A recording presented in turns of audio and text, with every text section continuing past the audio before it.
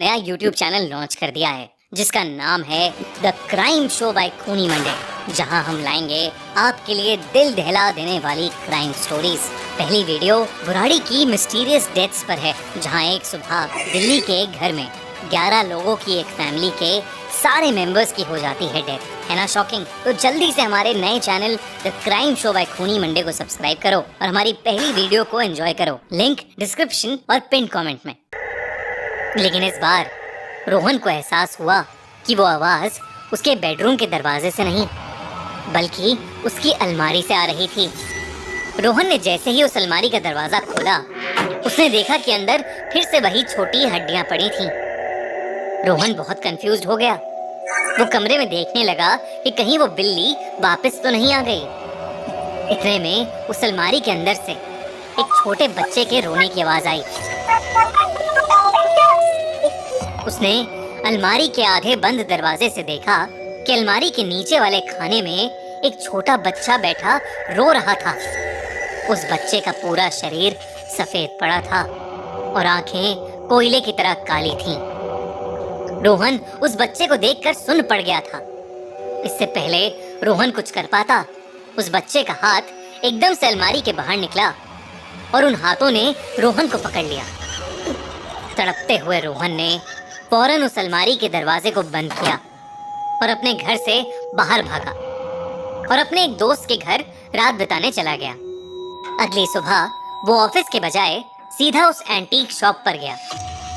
रोहन ने अंदर घुसते ही उस दुकानदार का गला पकड़ लिया और उससे पूछने लगा कि उस दुकानदार ने उसको वो अलमारी क्यों बेची थी। रोहन की ऐसी हालत देखकर वो दुकानदार समझ गया था कि उसके साथ रात को क्या हुआ होगा और गुस्से से भरे और डरे हुए रोहन के कुछ करने से पहले वो खुद ही उसको सब कुछ बताने लगा। उस दुकानदार ने रोहन को बताया कि ये अलमारी दरअसल एक ऐसे घर में थी जहाँ एक आदमी अपने छोटे बेटे के साथ रहता था। उसके बेटे के पैदा होते ही उसकी बीवी चल बसी, जिसके बाद वो आदमी अपना सारा पैसा और समय शराब पीने में बर्बाद करने लगा।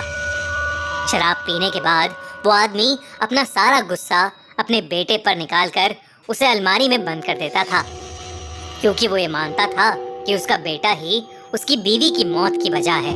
फिर एक दिन ज्यादा शराब पीने के कारण वो अपने बेटे को अलमारी में बंद करके रात भर के लिए भूल गया और अगली सुबह उसने अलमारी का दरवाजा खोला तो उसने देखा कि उसके बेटे की दम घुटने के कारण मौत हो गई थी।